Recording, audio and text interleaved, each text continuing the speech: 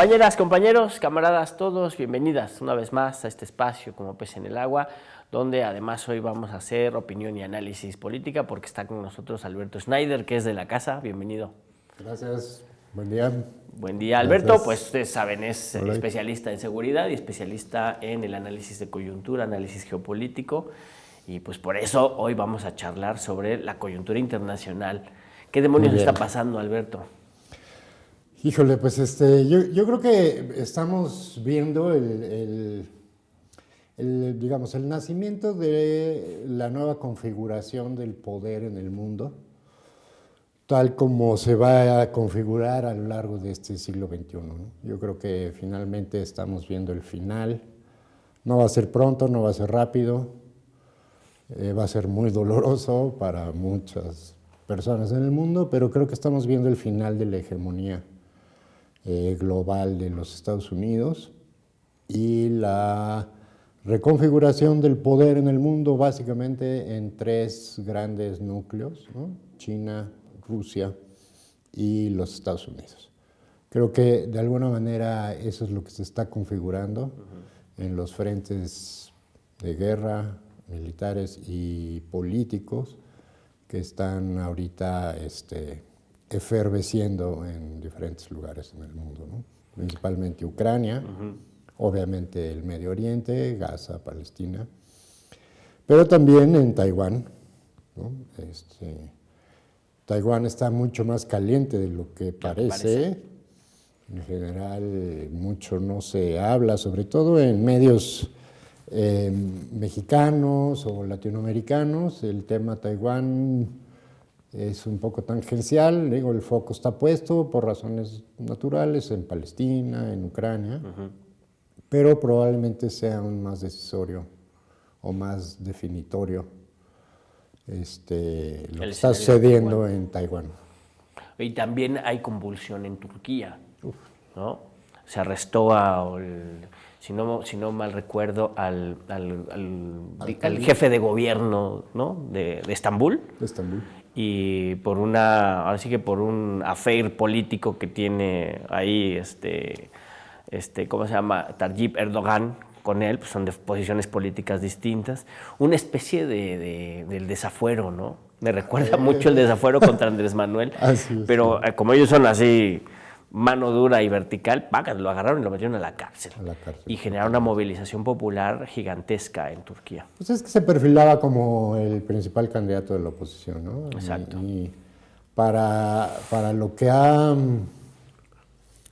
Digamos, la situación que se ha generado en Turquía con el doble discurso de Erdogan, ¿no? Que se entiende que Erdogan tiene una posición muy difícil porque por un lado es miembro de la OTAN, medio miembro, porque tampoco es de pleno derecho.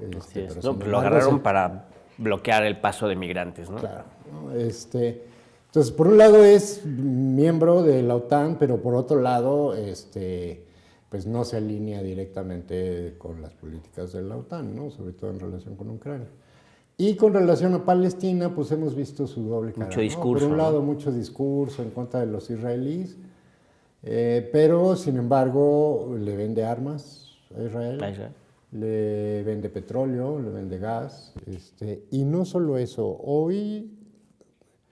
Ayer se dio a conocer que hay tropas turcas trabajando de la mano con las fuerzas de defensa israelíes. Entonces, para Siria, ¿no? Porque de hecho para Siria, apoyó al golpismo. Que también participaron militares, o han participado militares turcos en Gaza. Fíjate nada más.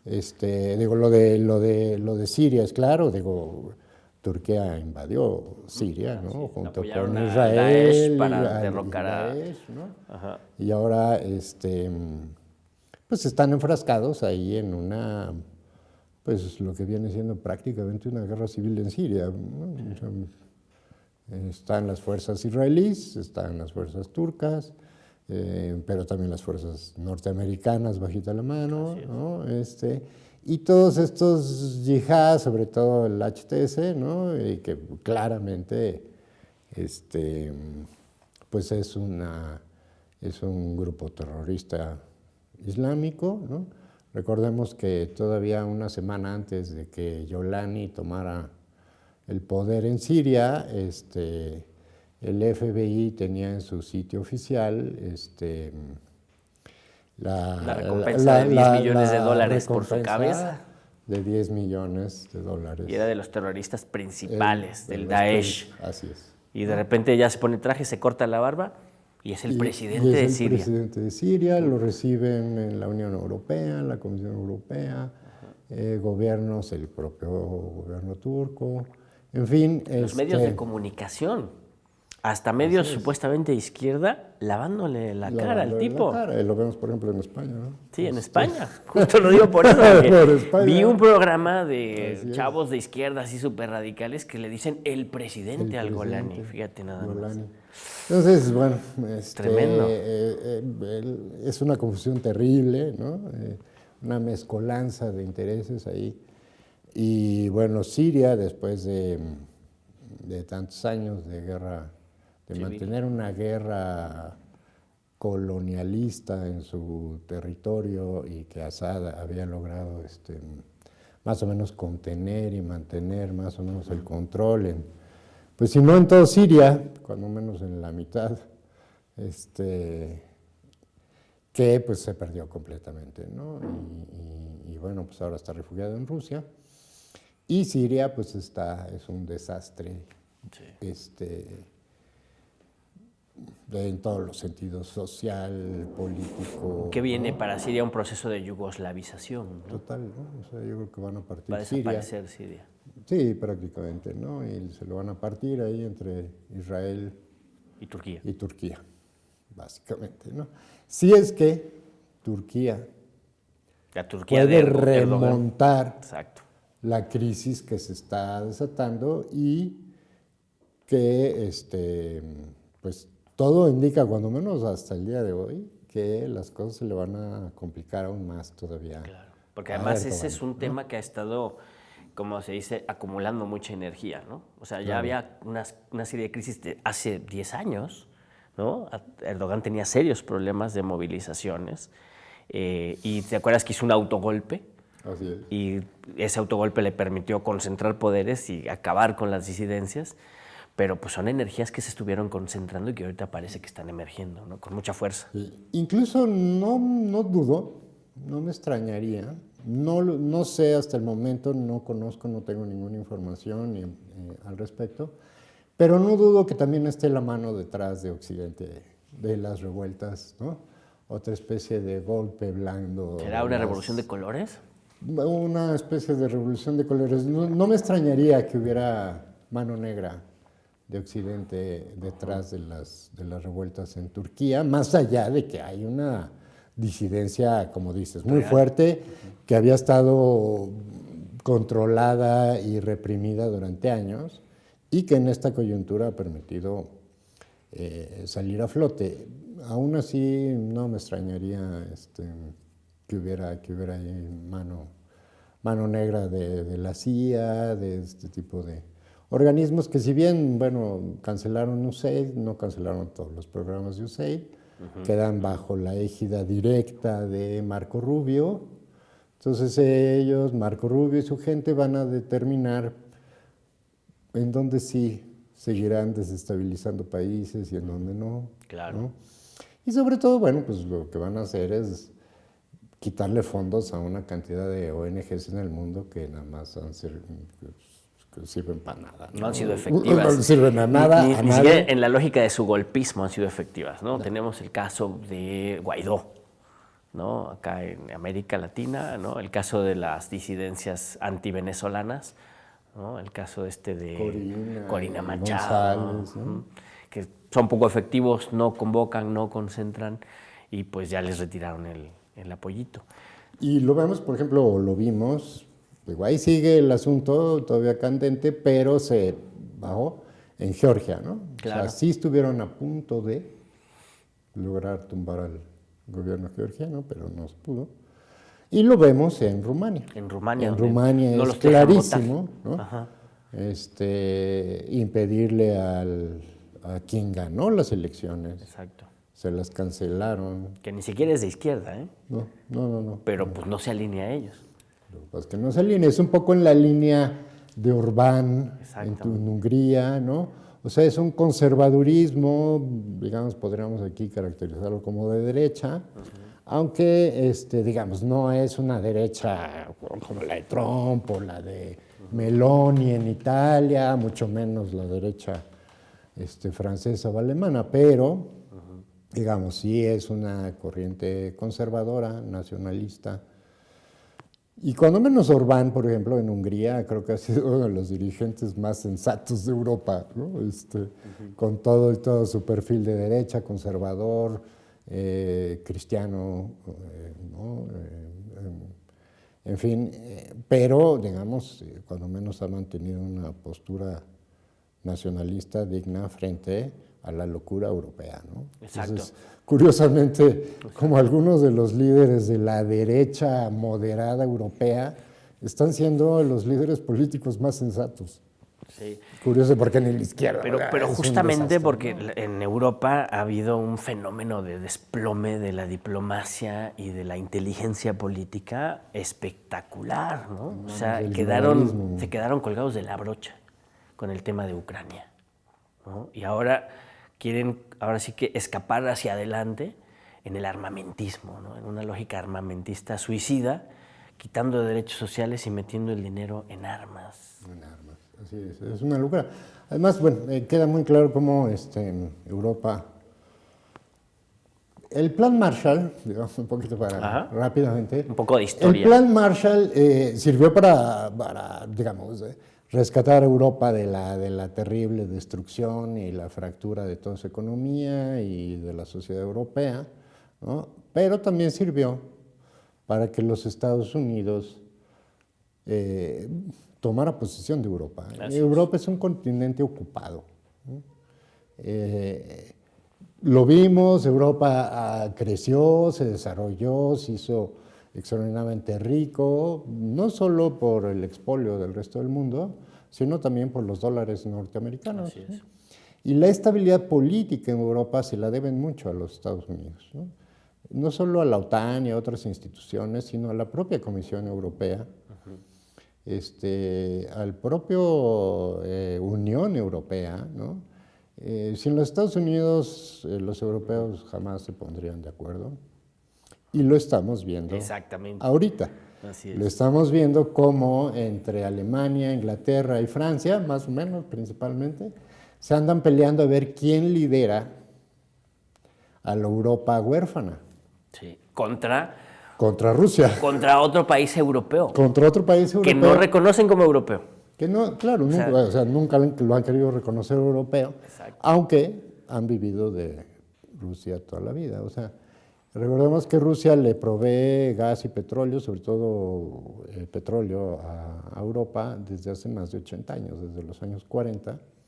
Rusia le provee petróleo y más tarde en los 60 que metieron los gasoductos, pues gas, ¿no? Y gracias al petróleo y al gas barato ruso, Europa, en buena parte, la economía europea creció y se desarrolló como la vimos hasta hace pocos años, ¿no? Ni siquiera durante la Segunda Guerra Mundial, Rusia suspendió la provisión de petróleo y de gas, de petróleo sobre todo a Europa. Incluso, todavía hasta el año pasado, Rusia seguía enviando gas a través de Ucrania por uno de los gasoductos que llegan a Hungría y a Austria. Y por ese gasoducto Rusia le estaba pagando a Ucrania alrededor de $7,000 millones al año por las tarifas, digamos, de traslado, nada más, por el simple hecho de atravesar los ductos por Ucrania. Esto siguió hasta finales del año pasado. Que Zelensky canceló los contratos. Zelensky, justamente fue Zelensky quien cerró la llave de gas barato a Austria y a Hungría, sobre todo a Hungría, que es el principal afectado, aunque también Austria y otros países, Rumania, ¿no? También resulta afectado por la escasez de gas. Pero fue interrumpido por Zelensky. Así es. Por Zelensky, no por Rusia. Y lo mismo el Nord Stream, ¿no? Ya sabemos Lo volaron. Estados Unidos voló el Nord Stream, ¿no? Con ayuda de Finlandia. Y ahora vemos cómo los alemanes, a pesar de todo, pues están viendo la manera de, buscando la posibilidad de reconstruirlo y reconectarlo. Pues sí. Porque finalmente, a pesar de todo lo que digan en Alemania en contra de los rusos, necesitan su gas. El gas, la economía alemana está yéndose al carambas, ¿no? Además se desindustrializaron. Se está desindustrializando a un ritmo tremendo, ¿no? El año pasado alrededor de 20,000 empresas, sobre todo en la manufactura y particularmente en la manufactura metalúrgica, han cerrado sus puertas. Hay empresas que no cerraron ni en la Primera Guerra Mundial ni en la Segunda Guerra Mundial, ¿no? Y ahora ya cerraron por la carestía en los energéticos principalmente, ¿no? Que se lo tienen que comprar a los Estados Unidos. Exacto. 4 veces más caro, y no solo eso, es gas natural. El gas natural tiene una eficiencia energética menor que el gas licuado, ¿no? Entonces necesitas más gas para la misma cantidad de energía que requieres, ¿no? Y entonces, es más caro, o sea, y no es solo es más caro, 5 veces no solo más es más caro. caro porque es menos eficiente, sino que los gringos lo venden más Lo caro. venden más caro, claro, lo venden, sí. ¿No? Entonces yo te vuelo tu Nord Stream y me compras el gas a mí. Así es. Entonces, porque o sea, pareciera que Estados Unidos de Trump, va por sus posesiones europeas. Así es. ¿No? Casi con todo. Yo creo que, como decía hace un momento, es un país ocupado. Recordemos, nada más Alemania tiene 11 bases militares norteamericanas. La base militar más grande del mundo está en Alemania, con más de 35,000 soldados instalados se me olvidó ahorita, en la ciudad. Pero bueno, tiene 11 bases militares. Holanda tiene 7. En fin, toda Europa está ocupada por bases militares norteamericanas, y en algunas de ellas, por lo menos en Polonia y en Rumania, tienen ojivas nucleares, ¿no? Y recordemos por qué están tratando de desestabilizar Rumania e impedir que Georgescu gane las elecciones, ya no lo va a poder hacer. Porque en Rumania se está construyendo la mayor base militar norteamericana de toda Europa, más grande aún que la alemana, con altísimas posibilidades de que almacene ojivas nucleares, ¿no? Claro. A lo cual se opone el partido de Georgescu. Sí. Entonces, de ahí es que la Unión Europea y los norteamericanos están tratando de impedir que llegue al poder, ¿no? Claro. Necesitan una Rumania dócil y alineada a los intereses de la OTAN, ¿no? De Estados Unidos. Obviamente, ¿no? ¿No? Y aunque aquí viene una cuestión muy interesante con respecto a la OTAN, Estados Unidos y Europa, ¿no? Sí, que parece que Trump les deja a la OTAN y dice, a ver, voy a hacer una política más autónoma, ¿no? Ahí se quedan con ustedes, o le meten mayor presupuesto militar, o se olvidan del 70% que pone Estados Unidos. Pues algunos dicen que más, que cerca del 80% de todos los recursos de la OTAN son norteamericanos. Y es lo que Trump ya no quiere, ¿no? Y pues porque mira, si tienes tantas bases militares, ¿para qué quieres a la OTAN? ¿No? Y como dice Trump, ¿no? En su lógica así del comerciante cuenta chiles, ¿no? Dice, pero nos está costando tantos miles de millones de dólares al año mantener un ejército en Europa para proteger a los europeos. Sí. ¿De quién? De nosotros mismos. Pues de nadie, cabrón, porque, o sea, Rusia jamás ha amenazado a Europa, jamás en la vida. Sí, sí. Quienes han amenazado, invadido y atacado a Europa a Rusia son los europeos, ¿no? Ya sabemos, Francia, Alemania, no se diga, ¿no? Entonces, ¿de quién se van a defender o de quién se pretenden defender? Pues, sí, no, más bien... En la Guerra Fría, pues tal vez ahí medio estaba... Más bien hay una política de agresión, ¿no? Claro. O sea, una política directa de agresión, de que es cuestión de tiempo, de que vayan, como dicen los españoles, a por todo, en las posesiones rusas. ¿Por qué? Porque hay un chingo de recursos ahí. Porque, exactamente. Y otra razón también, digamos, como social o social, cultural. Étnica. Cultural diría yo más. Los europeos siempre han ambicionado poseer las riquezas rusas, ¿no? Rusas, sí. ¿No? Europa es uno de los continentes más pobres del mundo. O sea, Europa no tiene prácticamente nada. No, por eso aprendieron Nada. a vivir chingándose lo de los A demás. los demás, pues, sí, solamente así es. vivían de saquear a Del sus hurto. vecinos. Recordemos que Europa ha vivido en guerra toda la vida entre sí, los últimos 2000 años, ¿no? O sea, Sí. el siglo XIX, guerra tras guerra, terminaba una, Franco-Prusia, luego la guerra Alemania-Franca. De hecho, en Francia, por ejemplo, y en Alemania, en contraparte, por ejemplo, hablan son los enemigos hereditarios. Ese es el concepto, enemigo hereditario. Un concepto muy extraño, pero lo usan mucho en Europa y lo han usado y lo usaron mucho tiempo. Sobre todo, por ejemplo, los franceses para referirse a los alemanes a los franceses, los alemanes a los ingleses, son enemigos hereditarios. Esa enemistad y esas enemistades entre ellos se pudieron resolver gracias a la intervención norteamericana. Después de que desmadraron el continente en 2 guerras mundiales. Por segunda vez en un siglo, ¿no? Sí. Se hicieron pinole. Hasta realmente quien le ha llevado estabilidad a Europa política son los Estados Unidos, a través de sus instituciones, entre ellas la OTAN y la propia Unión Europea, que es un proyecto nazi originalmente, Sí. ¿no? Y que justamente en este tema de la cuestión cultural, vemos que las actuales élites de Alemania, Inglaterra, los países bálticos, incluso en Francia, son familiares que declaran ser orgullosamente hijos, nietos de nazis. La ministra de Relaciones Exteriores de Alemania ha declarado el orgullo que siente por su abuelo nazi.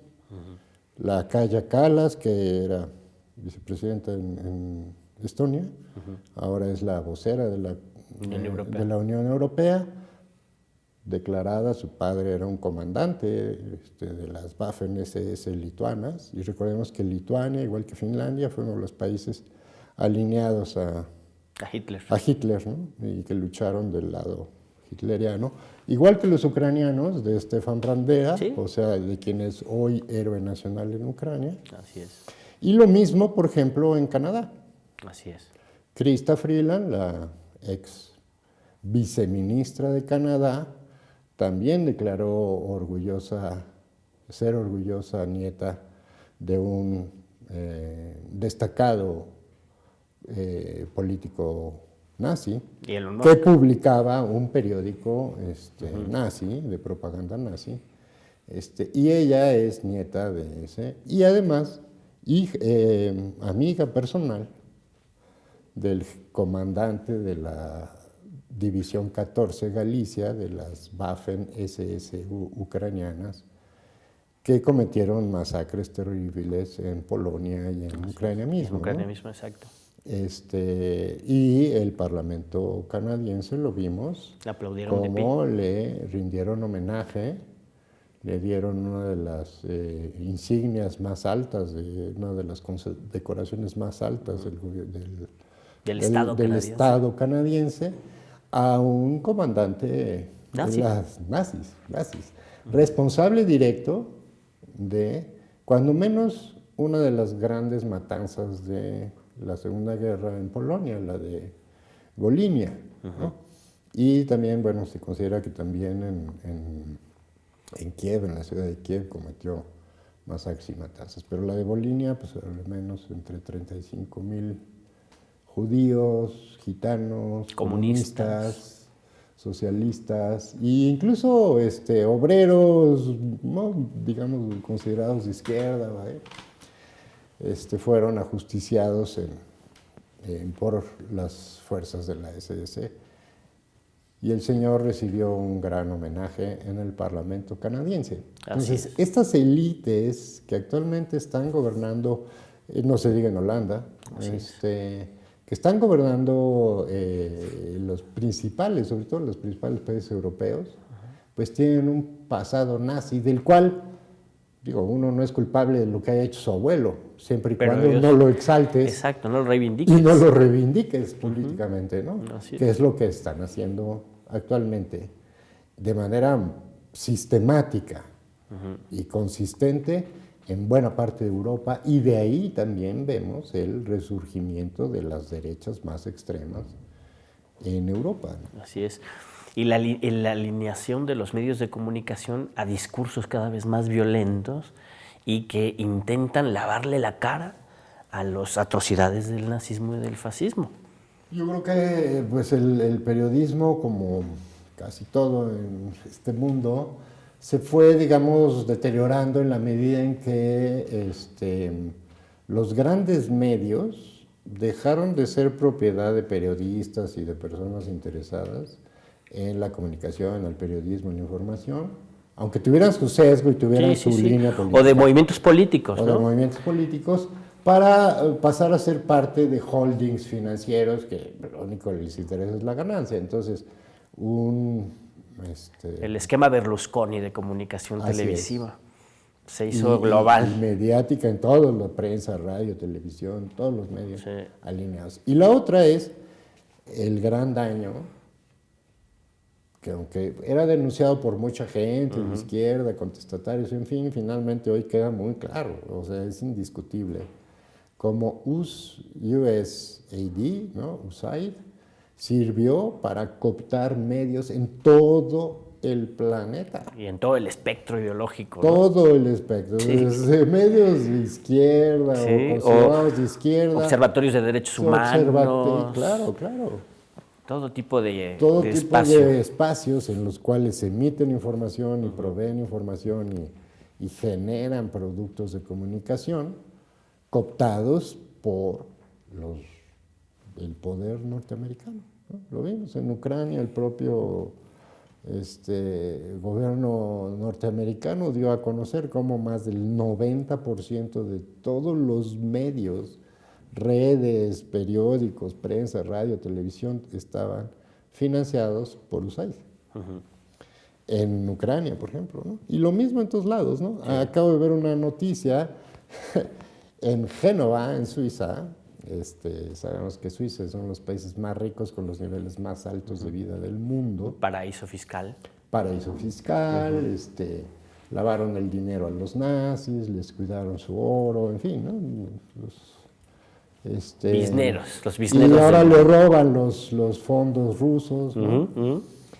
Pero bueno, resulta que hay cientos, el 40% de todos los medios en Suiza están financiados por USAID, y resulta que pues ahora están llore y llore, porque ya se les acabó el dinero, y entonces resulta que tienen una planta de periodistas, de comunicadores, que vivieron muy bien durante años recibiendo sueldos muy altos. Yo conozco en México a algunas personas que obtienen su ingreso vía medios extranjeros y ganan muy, muy bien, muy, muy bien, ¿no? Imagino que en Suiza pues deben haber obtenido unos sueldos para brutales, tener un nivel de vida así. Y resulta que pues cerca del 40% de todos los periodistas vivían de USAID. Fíjate nada más. En Suiza. Ajá. Un país que pues no se caracteriza por tener por ser no alineado, ¿no? No alineado, tener una resistencia, una oposición fuerte, al nada, imperio. ¿no? Aún así. Claro. Y entonces, pues eso lo vemos en todos lados, en Alemania, en Francia, en Inglaterra, en todo el mundo, incluso en Asia, ¿no? Sabemos poco. Y pues obviamente en México, ¿no? Sabemos de la labor de Mexicanos contra la Corrupción, pero no nada más. Hay muchas organizaciones y sobre todo, por ejemplo, despachos de litigio estratégico, que es otra de las grandes ramas de los golpes blancos, ¿no? Básicamente son medios y poder judicial, ¿no? Bufetes de abogados. Bufetes de abogados, ¿no? Y lo que se llama litigio estratégico, ¿no? Y de hecho hay despachos que se llaman así. Así es. Ya ni siquiera esconden su origen, ¿verdad? financiados desde el exterior, ¿no? Sí. En fin. Oye, Entonces, porque para ir cerrando con esta idea que tú planteas, porque cuando llega Trump también le cierra la llave a la USAID, porque dice, aquí se está yendo un montón de lana que no es efectiva, ¿no? Entonces así que vamos a ponerle atención a los espacios donde vamos a controlar, nos vamos a adueñar de las tierras raras de Ucrania, vamos a alinear a los europeos, vamos a destruir Gaza y quitamos la lana de las oposiciones que no han sido efectivas. Entonces pareciera como que le cerraron la llave a la oposición en México un ratito, pero luego ya regresó con un ejército de bots y con energías renovadas, con una serie de temas que son sensibles, ¿no? Como el tema de Teuchitlán, por ejemplo, ¿no? Que agarraron el tema, se montaron al tema y vinieron millones de dólares a meterle a las redes sociales, ¿no? Entonces ya como que le volvieron a abrir la llavecilla, pero ya no es la USAID directamente. Ya no es USAID, yo creo que es a través de otros medios, Exacto. Otros periodistas y otras organizaciones. Pero ya es más cerrado, ¿no? Lo de la USAID era evidente, estaba documentado, había mucha literatura al respecto. Ahora ciertamente ya no sabemos cuál es el mecanismo. Así es. Yo creo que México necesita una ley para controlar. Como la de Georgia. Así es. ¿Te acuerdas? Así es. Y Estados Unidos lo tiene. Sí, claro. Para identificar aquellos grupos, organizaciones de financiados índole, por el exterior, que reciben financiamiento del exterior para la consecución de sus fines y tengan que estar totalmente transparentes. ¿Cuánto, cómo, de dónde y para qué claro, están siendo financiados? Y en función de eso tener claramente identificados, ¿no?, de dónde vienen esa clase de golpeteo. Lo vimos con Mexicanos a la Corrupción, ¿no? sí. 90 millones de pesos al año reciben los señores, o recibían, de USAID norteamericana, del Departamento de Estado, para realizar trabajo político en nuestro país, totalmente ilegal. Así es. Entonces, es ilegal porque sí hay algunas leyes que impiden que organizaciones extranjeras hagan política en México. Sin embargo, este mecanismo no está regulado. Entonces, yo creo que México necesita una ley para controlar este tipo de organizaciones. Una ley antiintervencionista. Antiintervencionista, ¿no? Como una ley de, como en Estados Unidos se conoce, de agentes extranjeros, ¿no? Claro. Que de hecho, ahora que se desclasifican los archivos de Kennedy, que no desclasificaron todo, pero bueno, queda muy claro varias cosas. Uno, el papel de la CIA y de Israel en el asesinato de Kennedy, pero también en la forma en cómo se construyeron las narrativas alrededor, no solo del asesinato, en particular el asesinato de Kennedy, pero también de una gran cantidad de eventos políticos y sociales en el mundo entero, porque asociado a la información relacionada con Kennedy, por ejemplo, están información de cómo atentaban contra Cuba, cómo trataron desde cosas ridículas y absurdas, para matar a Castro, pero también para dañar la economía cubana, contaminar cultivos, contaminar las cosechas de azúcar. Todo el terrorismo que Cuba ha denunciado históricamente. Sí. Ahí está las documentado, pruebas, ¿no? Ahí está. Como también, aunque no en relación con de Kennedy, pero sí con otros documentos desclasificados, como por ejemplo el MK Ultra, que durante años se consideró así como teoría de la conspiración y que pues resulta que sí existió el programa MK Ultra y que efectivamente MK Ultra proveía y utilizaba drogas duras, sintéticas, de manera particular, así a personas en particular, pero también de manera masiva, claro, ¿no? Y extender y contaminar, así es, ¿no? Oye, el LSD, el LSD fue provisto por la CIA, masivamente. Por ejemplo, en la Universidad de Berkeley, tú como estudiante en Berkeley en los 70s, a finales de los 60s y principios de los 70s, ¿no?, hasta 73 creo, tú podías ir a un departamento de la Universidad de Berkeley por tu dosis de LSD. ¿no? Ahora de fentanilo. Y ahora fentanilo, y ahora, ¿no? Entonces, Pero la culpa es de México. claro, ¿no? Y vigilaban a Cárdenas, entre muchos otros. A todo el ¿no? mundo. A todo el mundo vigilaban, pero a Cárdenas sí le tenían mucha atención en su influencia política. Claro, ¿no? Cuando Cárdenas deja el gobierno y funda el Movimiento de Liberación Nacional, y los gringos están muy atentos a ver cómo se va moviendo todo ese proceso. Y su papel en Cuba, por ejemplo, ¿no? Que es lo que les preocupa mucho a los gringos, ¿no? En fin, estamos viendo, como digo, yo creo que la reconfiguración del poder mundial va a ser muy doloroso para mucha gente en el mundo, porque eso va a desatar más guerras y más conflictos en muchos lados. Pero sin embargo, sí, la decadencia de los Estados Unidos es inevitable. Trump lo único que va a lograr hacer es perjudicar aún más la economía norteamericana, Claro. aunque algunos sectores los fortalezca, y fortalezca quizás las finanzas del gobierno vía impuestos, ¿no? Pero está dejando a la gente... Pero está en reventando nada. a su país, ¿no? Sí, está reventando la economía. Es muy probable que eso acelere aún más Exacto. la debacle norteamericana, ¿no? En fin, interesantísimo, mi queridísimo Alberto. podemos seguir horas y horas. Sí, días podemos seguir. Porque, bueno, pues está Sudán, está el Congo, que por África, cierto, África está en los efervescencia. belgas acaban de intervenir en el Congo. Otra vez. Para desgracia del país, los belgas acaban de desplegar fuerzas militares en el Congo. Después de haber asesinado a más de 10 millones de congoleños, Así es. el régimen belga retoma sus ínfulas colonialistas. Claro. Y de la mano de Israel. Claro, de la no lo mano de dudes Israel, ni poquitito. por supuesto. ¿no? Porque todo el coltán que sacan de ahí sirve para la tecnología que usan los israelíes para matar palestinos. Así es.